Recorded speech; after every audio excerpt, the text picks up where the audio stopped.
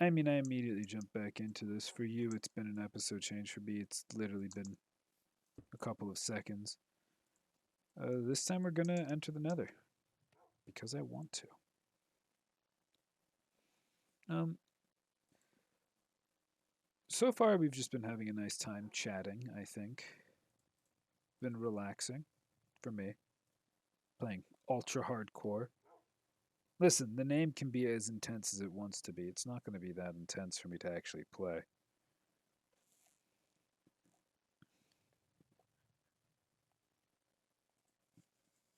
I'm a fast and loose kind of gamer. I don't play by your standard rules. I'm cooler than you. There we are. I don't need a flint and steel. There's plenty of ways to light fire in the Nether. And I am just going to wait a bit. We're going to dump this water out here. We're going to go pick up a lava bucket because that worked out well for burning the horde of piglins last time. And I will end up waiting for the nighttime, and I'll stay away from the portal for a little bit. And just sort of relax, chat with you, because there's about like 4-ish minutes remaining. Got the clock. Valuable tool. Realistically, I should just chop some more trees, get some more apples. 4 apples should be enough for now, but yeah, I don't feel like chopping trees. I just feel like chat. Oh, yeah, these trees are on the edge here. Um, Last time I talked about cards. This time let's talk about dice. Dice games are fun. Most of the time, dice games are tabletop games, though like games like Yahtzee do exist, and board games use dice a lot.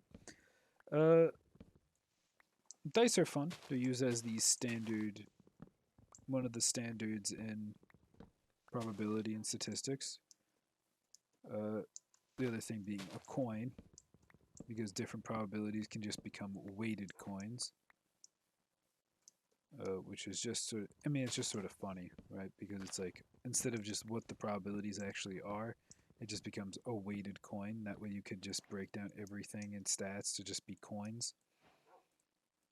But, I mean, it works. You understand that, hey, the probability of this happening is not a coin flip exactly.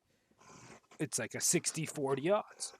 But dice are fun. I love dice. I have some dice because I play Dungeons and Dragons. I have these amethyst dice I got from a loot box that cost less than the dice themselves, which was nice. The boxes were all. It was a Christmas box set that was pretty much just like promotional, and you got to pick a box, and the boxes were all advertised as having dice more valuable than the box inside, or all the loot in the box was more valuable. But a majority of the dice were like $5 cheaper than the box because they were just their base metal ones, and they came with boxes, which were, or no, they were like $5 cheaper than the box, and then the box, the mystery box, came with a dice holding box, and so those all cost a bit of money. But I got a pretty good, decent dice holding box that came with my full set of amethyst dice. They don't generally come out rolling much. I have some metal dice. I had to get a rolling tray for them because it was causing little marks into my wooden desk, which was annoying because now I can't write on the spots. But now I have this big mat. Originally, I wasn't going to get this mat, but my friend convinced me to because I thought it was a poster at first. But then he was like, "No, it's a big ass mouse pad for under your keyboard." And I went, "You know, fine." I have a mouse pad on top of that mouse pad, by the way, because it's one of those cushioned ones, the ones that would normally have like the waifu with booba, but mine doesn't have that. In fact, it would be very depressing if it was a waifu with booba one because it broke pretty early into having it. I guess my wrist must weigh a lot because the gel that's inside that creates like that soft like mound is just broken and it spills out. Well, it did spill out for a while, but now it's better about that, where it's just does nothing. There's just some. I can see the seam is just open, and there's nothing really to be said about it. Okay, nighttime approaches. But I was talking about dice. Dice are fun. There's a few different tabletop games that are really fun. Blades in the Dark, probably the best tabletop game to ever be. For those of you who are, let's break down a few things. A tabletop RPG is a game like Dungeons and Dragons, where you make a character and dice determine what happens. Whether you succeed or fail is left to chance. You can influence chance based off of your character's attributes and equipment. That's the basis to most tabletop RPGs. You have stats and equipment, and you roll dice to dictate what happens. And to make it more fun, you also pretend to be a character. So you make decisions based off what that character would do. Not what you would do, what the character would do. Now, Blades in the Dark was fun because it used a few systems. Clocks, which are used in a lot of tabletop systems, which essentially are how time passes. Why are there no mobs? How time passes. Oh, there's mobs. I just had to move off this hill. There's a zombie. It's aggroed. We don't want undead. We want spiders. I literally just will be content with seeing like one spider. Dude, you don't want to fight, man. You're like a full-size dude, you know?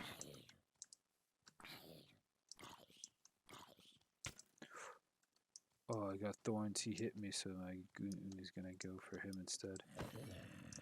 He's dead. I didn't think I was within aggro range of skeletons. My dude is chasing down the skeleton.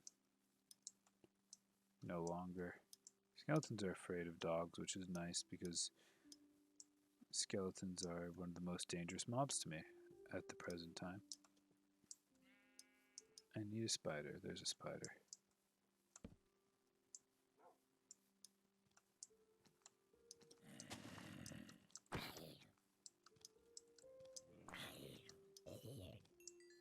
There's another zombie. I can't sleep until I deal with all these guys because they're going to jump me. There we go. Blades in the Dark uses the clock system for things happening, and it is a D6 based system. That's a baby zombie.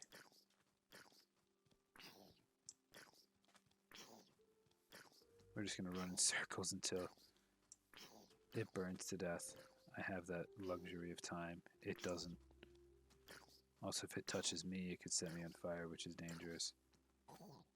There we go. But it uses D6s, well, six-sided dice.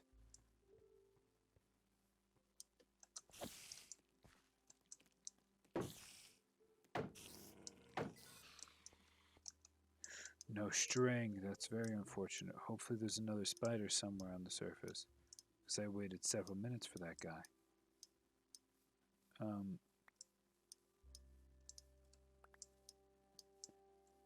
But it uses six-sided dice, and you get like a big success on one die number, a pretty good success on a second die number, then failure on the low die numbers. And if you're doing something that allows you that you're just better at, you get to add another die to it. So you get to roll 2 dice to determine. And if you're not good at it, you just roll. If you're regular at it, you roll 1. If you're bad at it, you roll 2 die and take the lower. Very basic concept of rolling for tabletop RPGs. But what's so interesting about Blades in the Dark is essentially you pick like a class, right? That's sort of your character's identity. And with that class, you get to determine a few different things you can do, sort of skills. And beyond just the skills, there's the equipment. And now, equipment is probably the best part about the game. So, when you start a mission, you get to determine something right off the bat. You get to determine for this heist raid, you're always a criminal organization. That's the shtick. Uh, you get to determine right off the bat what equipment load you're bringing into this mission. Are you going in light? Are you going in medium? Or are you going in heavy? Which affects how much equipment you bring in, or essentially your equipment load. I believe that's 3 is light, 5 is medium, and 6 is heavy. Um, and that determines like sort of like how detectable you are and stuff like that. And as you come in to a mission, you get to determine that before you enter. But you don't have to determine what equipment you bring. So if you decide that you're going in medium, you come into the mission with 2 or you come in with 5 equipment slots, but you don't need to determine what they are. So as you're RPing, let's say you realize, oh, what would be really good for my character right now would be a counterfeit letter saying that I should be here. This is an official right by Duchess Marianne of the Spark Rights. And then you mark down 1 equipment load for counterfeit document. And suddenly you just have that counterfeit document and you keep that for the rest of the mission. That was one of the things you equipped. Now, let's say you were planning to go in heavy. This is a kill job. Well, you come in and you go, all right, we're going to kill a bunch of members of the Church of the Ecstasy of the Flesh. Which, yes, that's a real organization, Blades in the Dark. But, you know, it's an assassination mission. But 3 of my guys are already going in quiet. They've got their hidden daggers. Or they plan on bringing hidden daggers. Me, I'm supposed to watch the front in case things go wrong and they try to make a break for it. When things go wrong, you can bring in like heavy machine gun, 3 slots. But if nothing ever goes wrong, and you never needed that heavy machine gun. Instead, you packed like, you know, your friend comes out and goes, "Hey, so I couldn't quite get in through this door with my lock picks. I'm gonna need some way to smoke that guy out of his room." And you're like, "Oh, like this gas grenade that I brought." And you're like, "Yeah, like that gas grenade you brought." And so you can use 2 of your equipment slots, hand it off to that guy, and stock it. And it's dynamic in that sense. You always have what you need, but you can only bring so much. And I think that system is just beautiful. Another great thing about this is whenever you do a mission, it affects essentially how people view you. So you're always playing as like a smaller organization. You're trying to build reputation. And in order to build reputation, you have to make friends and you gotta make enemies. There's a bunch of already existing organizations, and some that can even just sprout while you're trying to grow. And so, like, early on, you have to pick your enemy and your ally. One of them, one of the organizations, I believe, is also just like one guy. There's one really angry guy. Um, but you have to pick your enemies and your friends. And as you succeed, your enemies grow to hate you. Whoever you're doing the missions with grow to hate you. There's a spider. Holy shit. Let's get you out into the light. Where's my dog? There he is.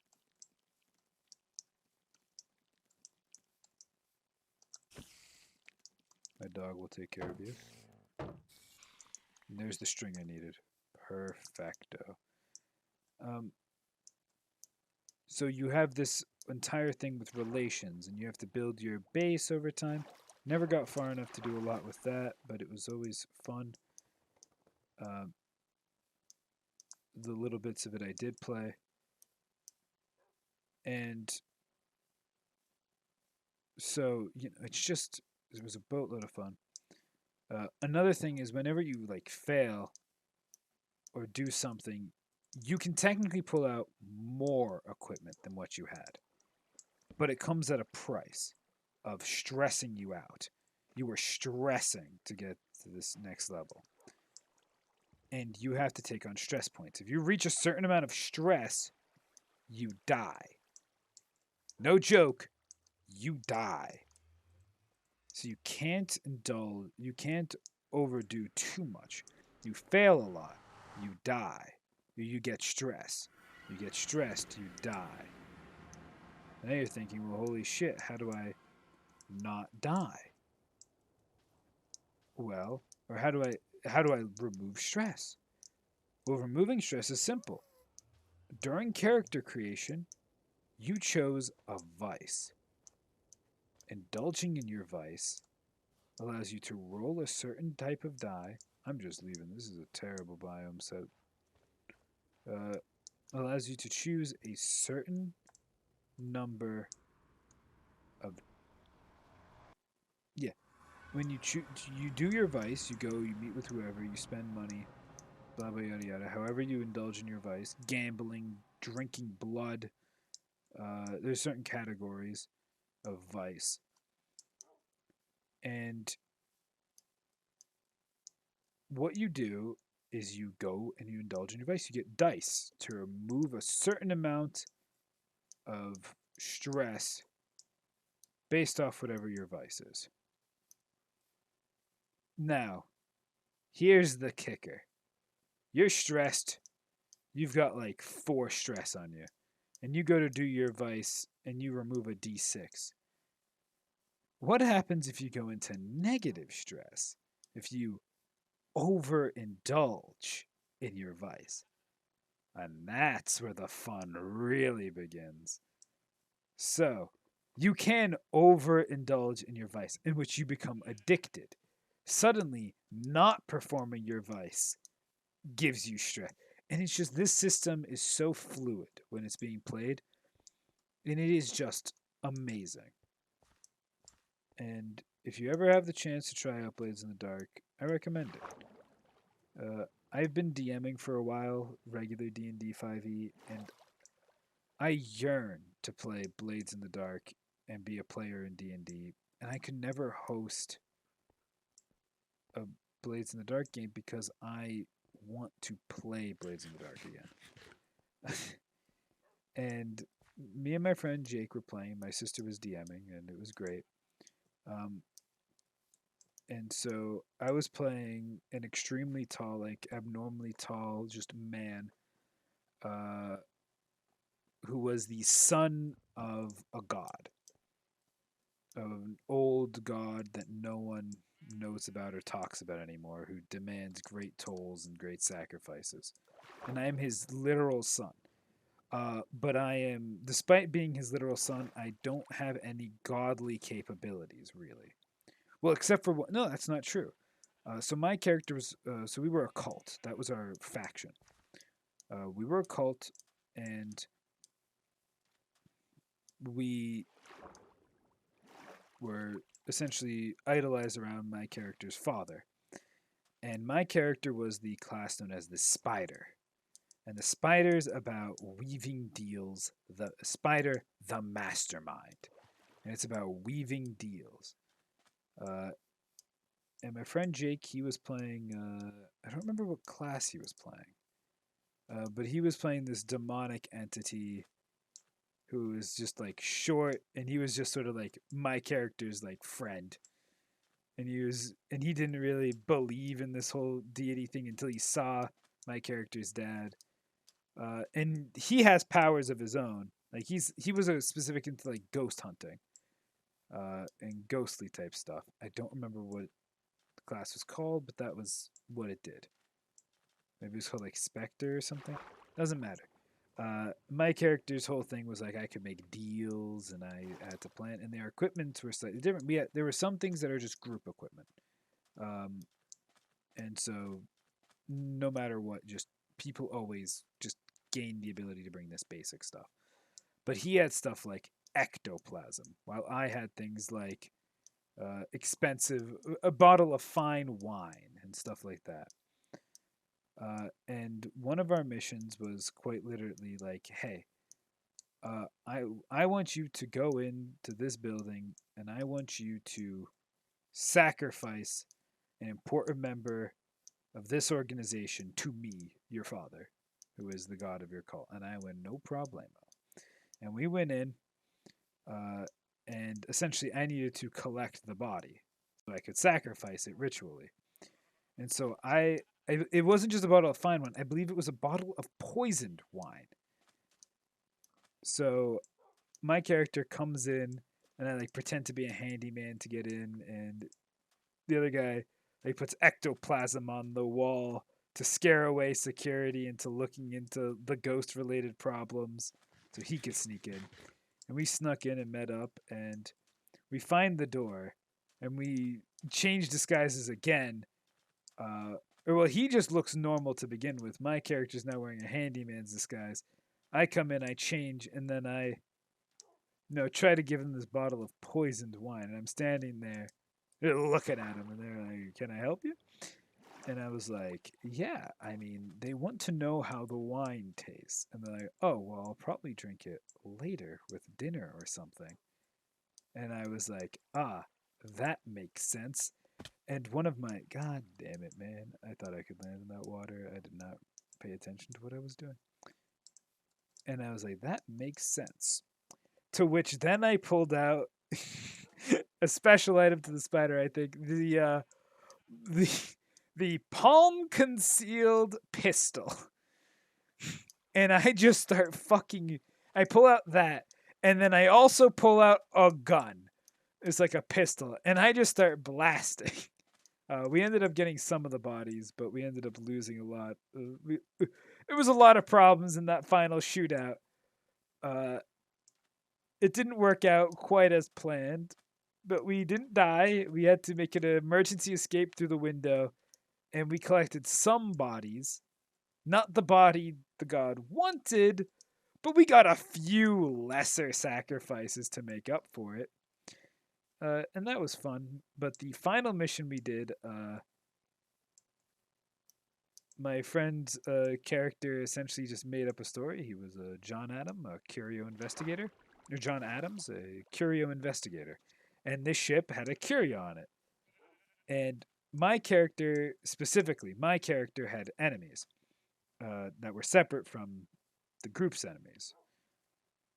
And it's because of who my vice dealer was or something like that. I don't remember the exact details, but I had an enemy who recognized me on this ship and was asking what I was doing here. So I figured out the perfect way forward. Before they could get security, I took John Adams hostage and led him deeper into the ship. And then I abandoned my hostage, quote unquote, abandoned my hostage. I don't need these feathers right now. I've got so many arrows. I abandoned my hostage to go forth and make my escape while leaving him closer to the curio. It got me past certain levels of security. Essentially, I just put the knife to his throat. "Don't anybody approach, or else this guy gets it." And they're like, "All right, well, we don't want this guy to die. He's one of ours," or so they thought. Because he was really good at like getting into areas, and I had to just talk my way through things. And I had been discovered. There's not much you can do once you've been discovered. Um, so, anyways, then I'm just running distraction on security while John Adams, the 30-something-year-old curio man, is specifically out there, you know, getting the artifact that for our god. Essentially, it is an artifact for us. And one of our friends was on the ship, and apparently they're the person who like contacted us with the job, saying, "Hey, I recognize these markings from your guys' cult. Um, well, there's something similar about them." And so John Adams, the 34-year-old curio investigator, he gets the artifact from its container, and I think it's like some cool energy sword or something. Uh, but it can only be activated by like certain things. And anyways, the way John Adams decides to cover up everything because he doesn't want to be discovered, he comes up with a brilliant idea of burning down the ship. So essentially, this was an artifact that was still on the ship. It hadn't been unloaded yet because they were getting prepared like an envoy to get rid of the ship. Now, my character being on the ship was troublesome because I shouldn't have been there. And so then they had to get specific security to deal with me. And so I end up using my entire bit of my equipment, and like I just summoned like a harpoon gun, uh, which is a lot of my equipment slot because I was coming in like medium. And so I pull out my harpoon gun and I like shoot a guy, and then I shoot at another guy and miss, but he's so intimidated by the fact that I shot him. And I think I immediately just deceived him with like, that was a warning shot. The next one goes into your head. And he's like, yeah, no problem. So, he's terrified. I mean, at that point, so would you be. And then like to make our grand escape, they're all looking for me. I chuck the spear gun in the water to make a splash. Everybody's looking at that side. And my character is like 7 feet tall. He's just like he's supposed to just be like a normal dude, but he's imbued with the powers of a god. I hear a zombie. Is that underground or? It's a funny way for that to place. Must be underground. And so the curio investigator, he's essentially just makes up like, yes, I am a curio investigator. I have to get this back to HQ. And the people are like, all right, well, you're supposed to wait for your military envoy. And then he's like, the ship is burning down, and we were put into an emergency scenario where I feel it is best that we immediately get rid of. Dude, I threw out that flint and steel. Now I gotta make a new one. That was my bad. I really shouldn't have done that. And so this is an emergency scenario. Normally we would have the military envoy, but there's some madman shooting people with a harpoon gun, taking hostages on the ship. And then everybody's like, yeah, no, that seems like a problem. Yeah, go ahead. So he gets to just leave with the artifact. It's tall enough, right? If we put this here, make this a small hole, we should be able to just pour water, right? But he gets away with it by just like, and then my character meets back up with him, and that's how we ranked up our organization. We had a lot of fun with that. Yo, dog, you gotta get out of there. You don't want to burn to death. Here, sit down. Wait, I want it to go like here. But Blaze in the Dark is a lot of fun. Another great moment that we had was so my character is getting like investigated by another group because they want to know, or well, no. So we're doing business with another group for information, and another group wants to know the inside scoop and wants to know what job we're taking on. And so my character's like a manipulator, a sweet talker. And so this person comes up and goes, I want to know exactly what you discuss in there. And my character goes, you want to know exactly what we discuss in there? And he goes, yes. Every word that happens within that building, everything you know, I know. And I went, okay. And my friends are already in there having a meeting. And I run through the halls of this HQ of our ally, screaming, don't tell me anything, don't tell me anything. I run into the room. convey the information that I have. And then I start running out. Don't tell me anything. Don't tell me anything. I get out to the agent. He's like, so what did they tell you in there? And with the biggest grin on my face, my character says, absolutely nothing. Which is the truth. So one of the things that my character could do as a spider was create essentially like these devil deal pacts, where I shake your hand, and if we shake on it with a promise, either side incurs a great amount of stress for breaking a promise while under this. So technically you can, but you really, really shouldn't. Uh, if you can avoid it, you should not break one of these spider promises. And so I make the deal to tell them everything I learned because they're like threatening me. They're like, we're going to kill you. We're going to take you somewhere. You're going to disappear. You know, all that shit. And so my character will tell you everything, and I'm like, I learned absolutely nothing. And they knew it was a binding deal because they knew what this binding circle was, and they couldn't take me away because guess what? They had agreed to it that I can go free, but I gotta tell them everything, and I told them everything, all the nothing I learned. It's a beautiful system, but I could just never DM it because I want to play in the system. It's one of the things that's dragging on me as a DM is that I want to play in the systems, and it's like I promised my friend, yeah, no, I'll host Star Wars 5e because he wants to play in that system. But as of right now, it's like, yeah, I have a general idea, but he's like, yeah, what level the characters? I'm like, I don't know, pal. I made like that general lore thing so people can start thinking about their characters. I'm not ready with a campaign. It's also going to be much shorter. I like the long epic style of tabletop RPGs, and it's not going to be that long in epic. I'm just trying to tell a story within certain worlds. Star Wars 5e is very good for like futuristic, and it makes some fun plays with a lot of regular D&D's problem points. Wait, actually, before I go, put this water bucket down, grab one of these. Okay.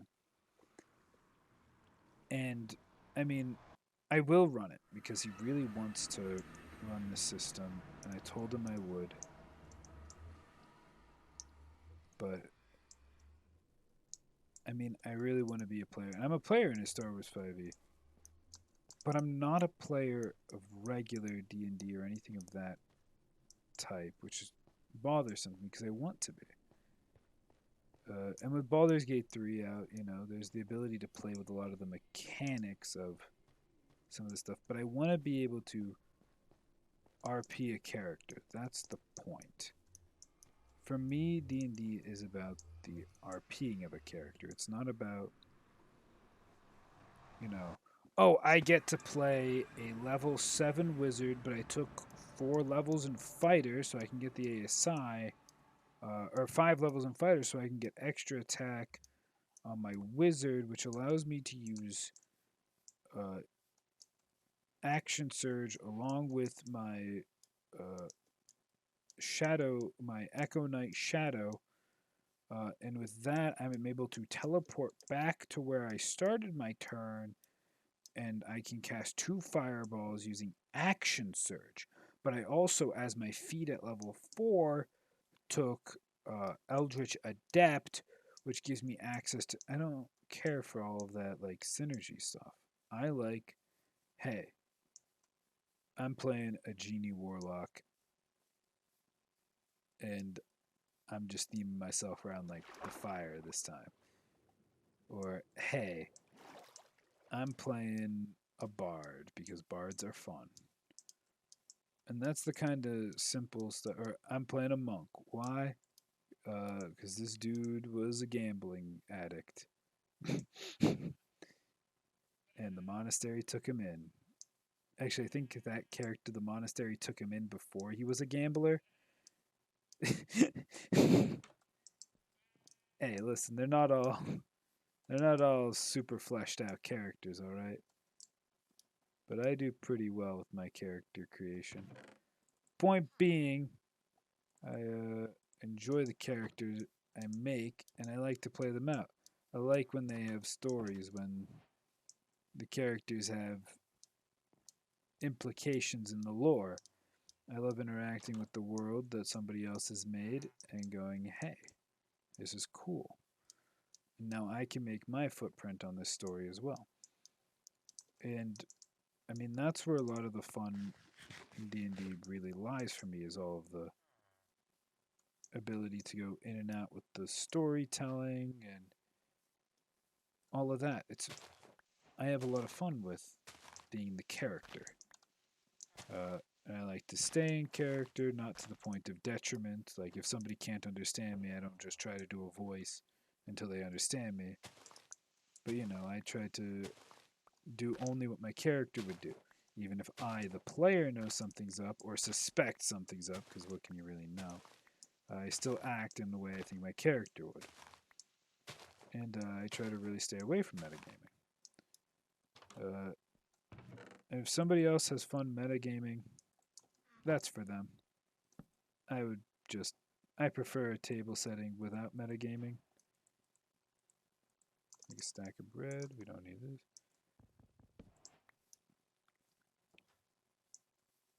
But it's just sort of, I don't know, there's not really much more to say on that topic. It's just, I like the RP elements of an RPG. And while you're a DM, you get to do lots of RPing. But it's a quantity over quality thing a lot of the time. And I'm not saying there are no really good DM PCs, but I don't have a DM PC. I don't play a DM character along with my party because it's not the same as being a party member. And the NPCs, yeah, I have a lot of fun making the bosses and the intricate story elements. And the party realizing later, oh, that guy was very, very suspicious about something, but we didn't know what. But now that we know about that, that explains a lot. Or, hey, that guy is suspicious. We should keep an eye on him. Hey, he did something suspicious. Uh, but they have like those fun, that fun of discovering the deeper parts of the character, and I have fun writing a character and going, well, let's flesh him out a little bit. Yeah, this character, the parties doesn't know any of these details about the character, but they, oh, she was actually saved by that character. That's why she respects him so much. It's like, yeah, the party doesn't know that. They just know, hey, that character really supports that character, like all the time. They're like, all right, yeah, those two are inseparable, like best friends, the two of them. They're not getting rid of them. And they don't know why. It doesn't matter to them why. But I know it's like that character comes from this clan of people and escaped after being, you know, or they came from this group. And this group, were pretty brutal. So they had enemies. And one of those group's enemies took this girl young as a hostage and, was trafficking her. And she was saved by this character when this character started on their power hungry power trip. And they had just been exiled and they needed a friend as well. So the two of them teamed up as one saved the other one and indoctrinated them into the cult that had given them the power that had let them save her to begin with. And this sort of is a existential loop of I am supportive to you, not this group, but to you. I'm supportive to this group because you're supportive to it. But later, when that character wants to leave this organization, the character obliges because they stick with their friend, not with the cult. And that's just sort of like a dynamic that exists. And I had a lot of fun writing those little elements of that dynamic. The party doesn't know anything about those guys. They just know they were evil. Now they're not. They have a past. We know about it now because we interacted with the area where their past is relevant to the lore. I left my bed somewhere behind. That's terrible news. I gotta make a new bed ASAP.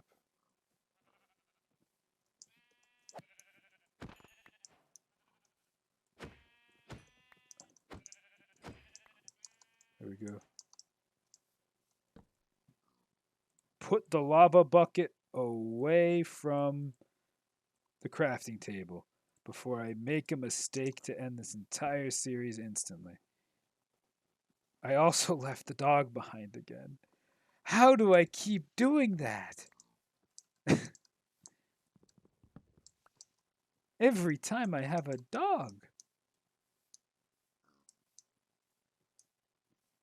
But it's, I like writing those characters. I like the dynamic characters. Uh, I like being able to have a recurring villain come back when the party least expects them and say, "Why are you here?"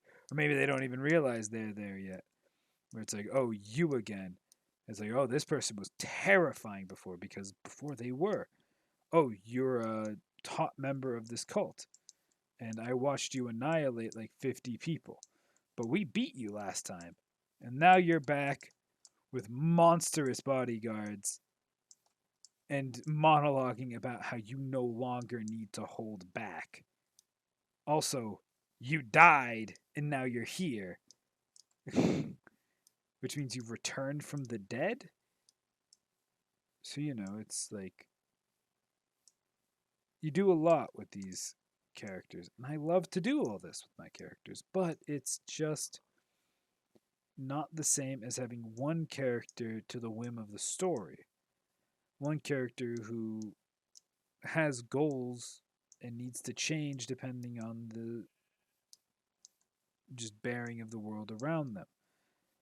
A character who wants to do good things but has to do bad things occasionally for the greater good. Or a character that's uncompromising will not do bad things for the greater good, will only do things for the immediate good. And you can have these dynamics within a party because one person makes their character, another one makes theirs. And, you know, conflict within the party is a good story element. Now, characters that are polar opposites, like I am a paladin who cannot let evil stand, and I am the dark warlock who will resurrect all evil entities that have ever been, they can't be in the same party together. That's the importance of a session zero, is to understand that these two party members physically can't be in the same party. It just doesn't work. Now, that doesn't mean both people have to go remake characters. One person can just edit their character and go, "Oh, I am a paladin who believes in good in all people," which means that I will find the good within you, dark evil patron, and I am dark evil patron man. I am not just evil for the sake of being evil. I endeavor to resurrect a deep entity. I resurrect all these evil people so I can kill them myself and be viewed as the hero. And you can understand that there's a new way to solve that dynamic.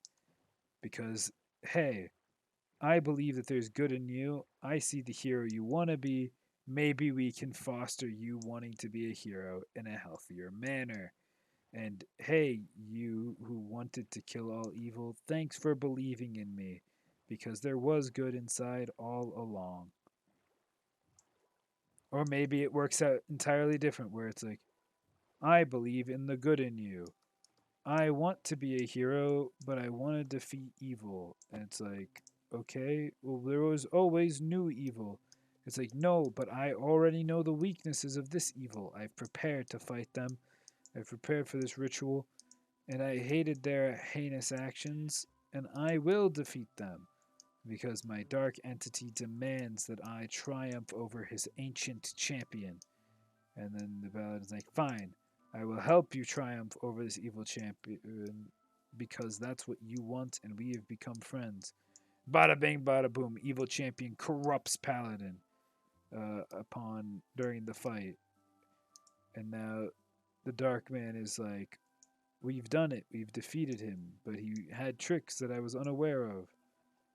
Then the I believe in the good in all people now is like, I have evil within me now. And you're like, oh God, This is all my fault, and blah, blah, yada, yada. But characters can have dynamics with other characters, and the story matters. It dictates a lot of what a character will actually do. And so having a character that is just meant to interact with the party is one thing.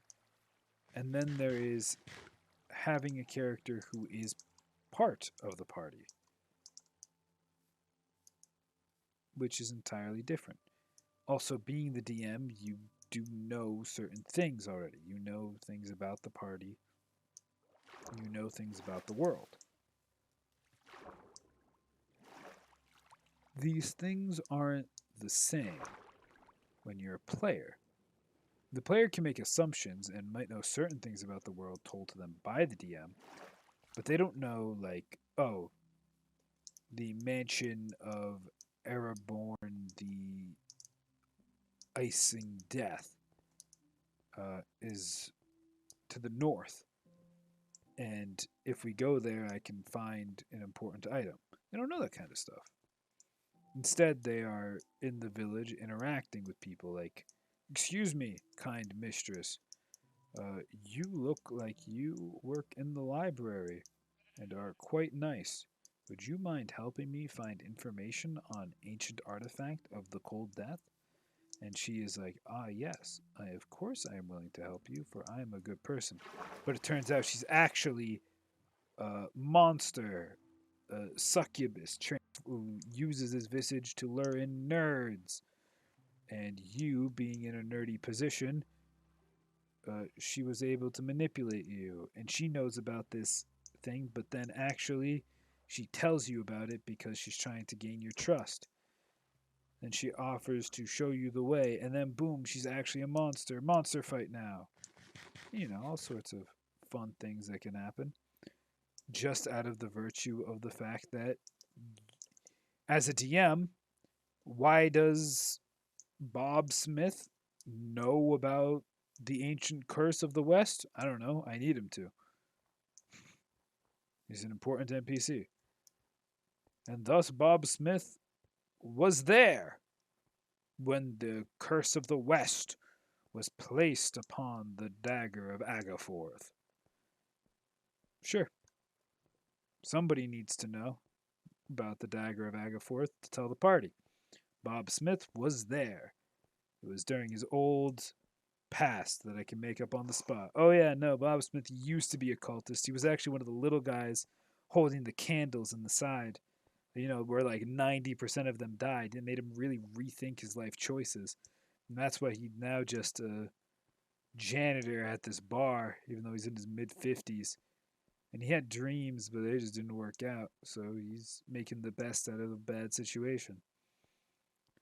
No, he won't tell you anymore because he's still terrified and has PTSD, but he can tell you that. And the party's like, ah, thank you. You've been very kind to us, and then we tip you a gold piece. And when you're a player, it's like, I need to know about the Dagger of Aginforth. And you have to find a Bob Smith. You have to find, but who knows about it? Ah, if it isn't Bob Smith, the janitor. Well, why would I talk to the janitor about it? Let me interact with him as a joke. Excuse me, janitor. Do you happen to know about the curse of the dagger of Aginforth? It's like, oh, you mean the curse of the West placed upon the dagger of Aginforth? That's the one. Yes, actually, I was there. You were what? Yes, back in my old days, I used to be quite the adventurer. And I had joined this cult. And then, holy shit, suddenly DM now has a funny character who has plot relevance. And at the same time, you know, wow, all these flint and steels, because I threw out my last one again, didn't I? Don't need this dirt. Give me some more air. We'll continue looking. Gold helmet with respiration too. Fuck it. It's technically just better than the iron helmet.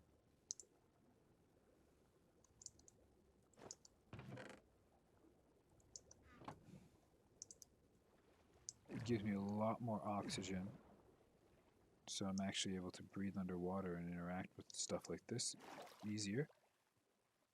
Very nice. Also, lots of gold, so we can make more golden apples. But I've been ranting on for a while about tabletop RPGs. They're fun. Games with dice are also fun. I think that's where I started. Yahtzee's a good example of a fun RNG based dice game. All dice games will be RNG. But role playing games are fun. I wish I had the opportunity to RP as a player more, because it is very different from being a DM. Also, a lot less work. The DMing takes effort, a lot of it. And I'm almost done with a pretty long and serious campaign. And while I won't be truly done because I love telling stories, I'm definitely going to have to take a break because there's so much to do. I mean, because it's not like at all times you always have to have everything prepared. It's like, oh, I need 7,000, entirely different. Ooh, we have to avoid that because that can be deadly and give us mining fatigue we don't want.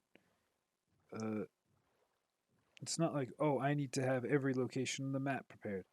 It's not how it works. It's not the complicated part.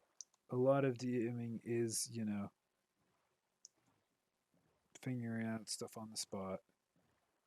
But what you figure out on the spot, that's the real trick to it. Is people go, oh yeah, there's a lot of improv in D&D. So why is there so much preparation? You prepare areas. You prepare information. You prepare important NPCs. You prepare to need certain information. And when all of that is combined, you get the ability to improv within it. If you didn't have the kingdom of Longshire in existence, then there can't be NPCs who hate King Longshire. Because King Longshire doesn't exist. Improving the townspeople, yeah, you can do that easily. But how many NPCs are going to be the same exact character because you don't have anything about the area that the party's in? Because it's like, yeah, all right. I think you're over prepping. I probably am over prepared. Because it's like, oh, yeah, people dislike the king here. Why? Because the kingdom was corrupt some years ago, and while suffering hardships, the king, relied on some pretty nasty people to bail us out. And we resent the king for having to bail us out to begin with. He should have been more prepared. And the party's like, I see. And this resentment is what's causing a lot of the strife nowadays. Oh well, doesn't really affect us. We ignore it. Which a lot of the time that's exactly what they'll do. Or it's like, hey, you have a basic bandit encounter. Like, I'm talking about the most basic. Players rent, or the players agree to be protection on this cart for a free ride. And there are thugs. They try to rob old lady who is transporting her goods across this trade route.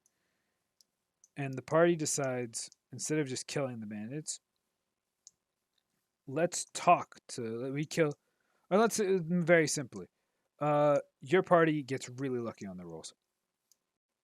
3 of your members crit on round 1. One of them even insta-kills an enemy. The thugs are still human, so they're getting brutalized before they even get to go. They start surrendering immediately because they don't want to die. And they can't get away from you guys. And so the party, instead, realizing that they're human, decide not to just execute these people. But they're also they don't have space on their cart to take these guys as prisoners. So they, go, we're gonna strip you of rope, and it's like, no, please, we'll die out here. It's like, well, you should have thought about that. Or it's like, laws of this land state that execution is the proper way, but that's not the way I was raised. Or even more simply, hey, yo, why the fuck are you guys robbing sweet old ladies in the road? It's like, well, the fucking town was looted by the military, or we were drafted into the military. If there's a military going around, that can explain it. Bandits don't just exist for no reason. It's not how it works. Bandits exist because there's something to steal. There's only something to steal if there's trade. You see, bandits don't just sit on an empty road hoping an adventuring party comes by so they can have a brutal beat out. They sit there with the express goal of, we want to steal food so we can eat because we can't afford to eat otherwise. So we unified for that goal. But why are they starving? Sure, could be as simple as, we don't have any food because we were shit at farming. Can't just be that simple. It was a town that was shit at farming, so they decided to resort to killing each other or killing random people for food. Sure. But it doesn't tell much of a story. You can tell far more of a story if the story has story beats. If you just add, oh, this country's at war with this country, because that now adds another dynamic. If these two countries are at war, that means this country needs a military. Who declared the war? Just pick one. Politically, they both just create a basic political system. Which one declared war on who and why? You pick that, go to the next step. Oh, these guys declared war on those guys? Why? Because the jungle people were just trying to protect their land. The village people were trying to expand, so chopping down their forest. So they attacked the village people to save themselves. So the jungle people started the war technically, but it was in defense of their land. And now the two are fighting. Now the village people, they weren't prepared for a military fight. The people who are defending the jungle, they're like militia, Minutemen who were fighting for a cause. So the village people come back, they go down to the ocean people and they go, hey, we need troops. We're willing to trade you these resources and anything you can pillage in this jungle. So the ocean troops come in, charge to these plains. Boom, they're attacking the jungle people now. Jungle people are like, holy shit, we're now at war with the ocean people. We need more military to save ourselves. And the people deep in the jungle are like, we don't want any part of this war. This is our war. We don't want to die fighting for this cause. We don't want this. So suddenly they are being essentially forced into war. And now there are young kids, defectors from the military, who are stealing. And then some of them make a little rebellion over here going, if we outpost over here in the plains, we can jump the ocean troop supply lines. And you're an adventurer from way out in the snowlands. You come over with your party, and the first people you meet, the ocean troops. But we're just a bunch of mercenaries called in because the jungle people tried to massacre the village people. And you're like, holy shit, that's pretty hardcore. And now the jungle people are attacking our food supply lines, going to the poor, starving people of the village people. And you're like, well, I gotta help you out, so you attack the bandits. But now the bandits have a reason.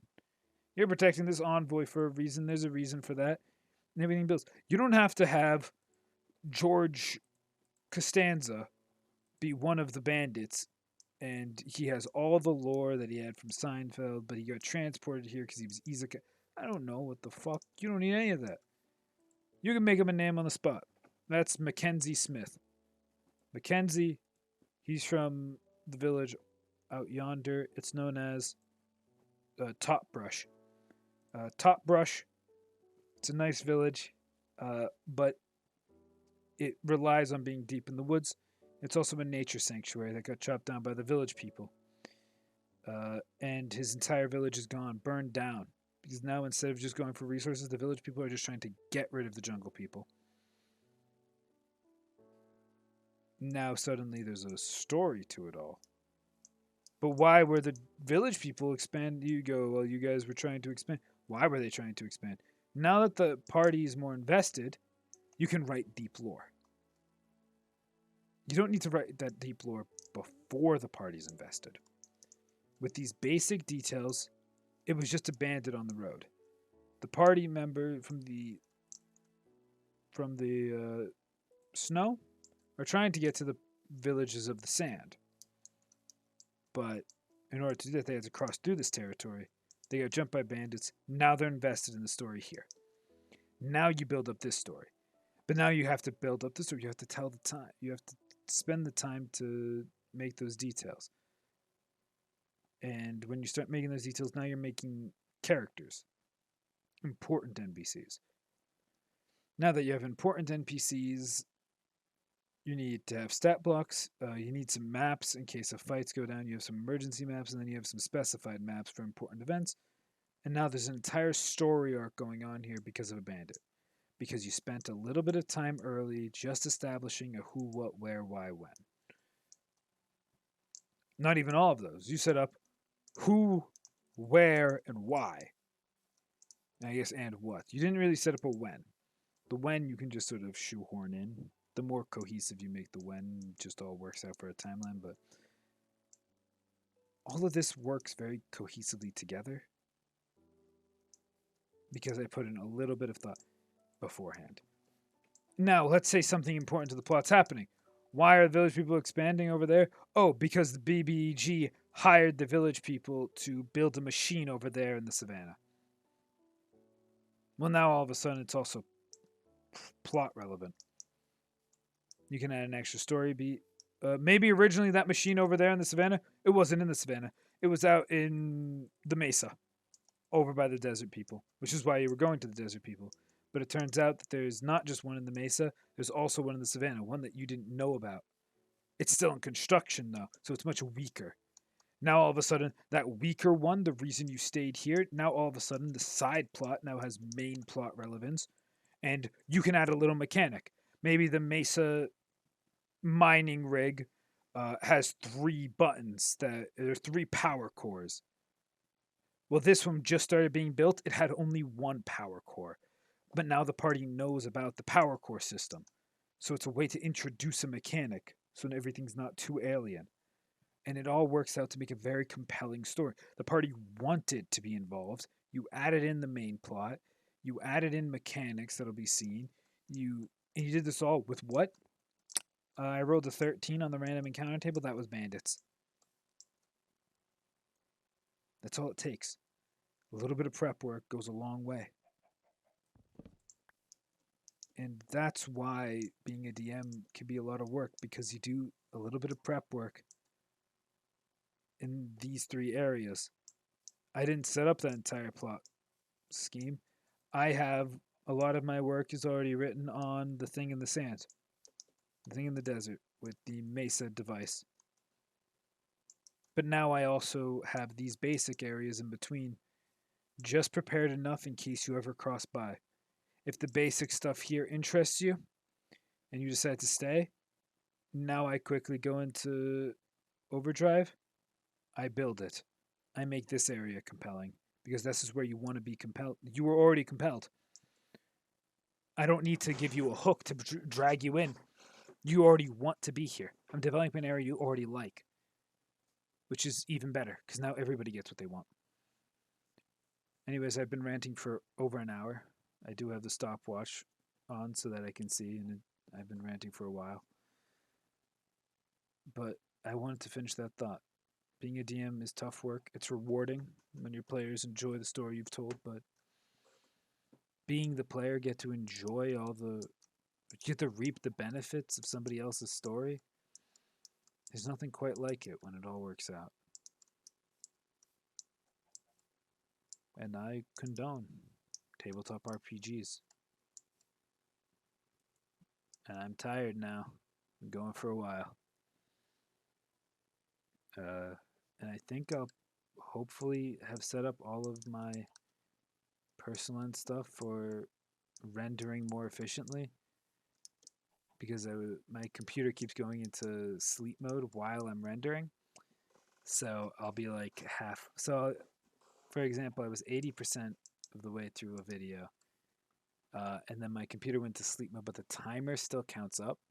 So when I woke up, it actually said that I had been rendering this video for 8 hours and 40 minutes, and it was 80% of the way through.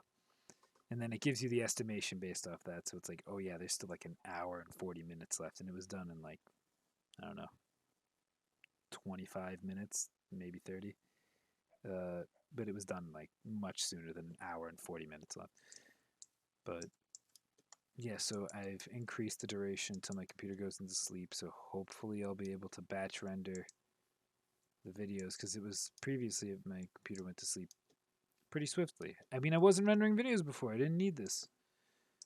But now I've increased it to several hours before a computer goes into sleep mode. So, yeah. Hopefully I'll be able to render these videos a little bit faster overnight. And since they'll be rendering faster overnight, hopefully that means that I'll be able to get these. I'll have the backlog soon. I have the backlogs up soon. And all the videos are rendered. And I can upload them onto YouTube. And if I have a copyright strike in any of these not a copyright strike, but a copyright mark in any of these videos, I haven't played a sound from another video. I've only been playing Minecraft and talking. If I have a copyright strike or thing, I'm gonna flip my lid. So I really hope that doesn't happen. Sorry for the long one, but that's going to call it for this one. And season 4 is off to a decent enough start. And we found the jungle.